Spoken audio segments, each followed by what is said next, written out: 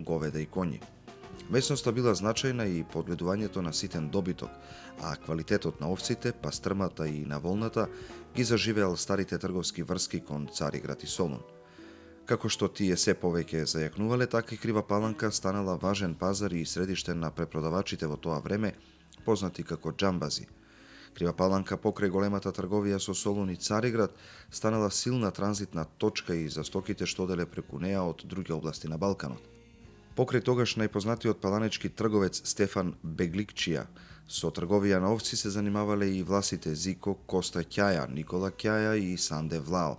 Нивните овци, кашкавал, сирење, масло, волна и јамболии најмногу биле застапени на пазарите во Солун и во Скопје.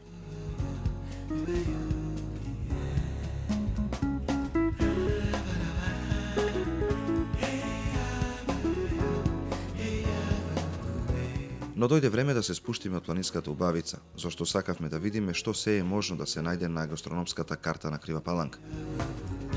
На излезот од градот кон соседна Бугарија топло добре дојде ќе ви посака ресторанот Хантер со своите специјалитети: полнет крап, домашно лепче.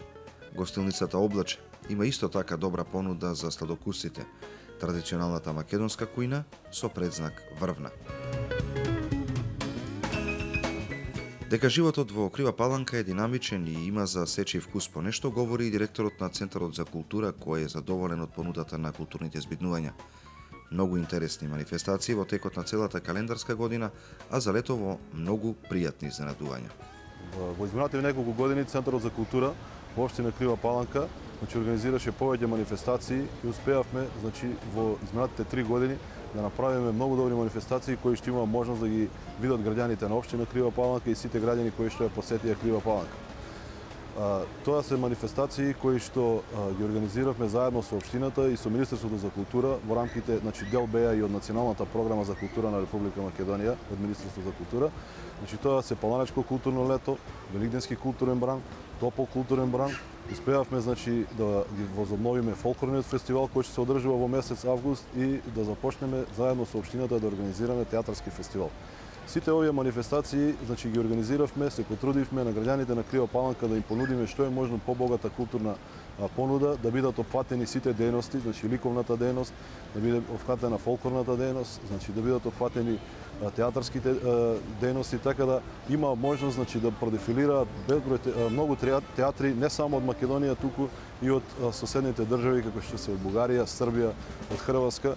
Успеавме да имаме гости за фолклорните фестивали, да има гости и од Романија, од Турција, така да се што беше во нашите надлежности и се што можешме да направиме, да се организираме, да направиме добри манифестации кои што ги привлечат граѓаните да ги посетуваат сите овие настани.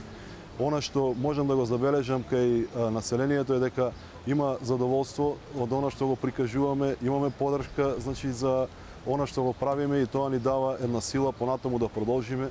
Сметаме дека она што го направивме е многу во областа на културата во Крива Паланка, да ги потикнеме и младите генерации да почнат да учествуваат во програмските активности на Центарот за култура, да подготвуваме во текот на годината, за да може на сите овие настани да ги организираме и тие да земат поголемо учество. И така полека дојдовме до крајот на нашето гостување во овој преубав крај на земјава. Задоволни од дочекот, со многу импресии и информации кои досега можеби и не сме ги знаеле. Од се срце ви ја препорачуваме Крива Паланка. Посетете ја и доживејте ја со вашите сетила. Продолжува нашето патешествие наречено Ја сакам и запознавам Македонија.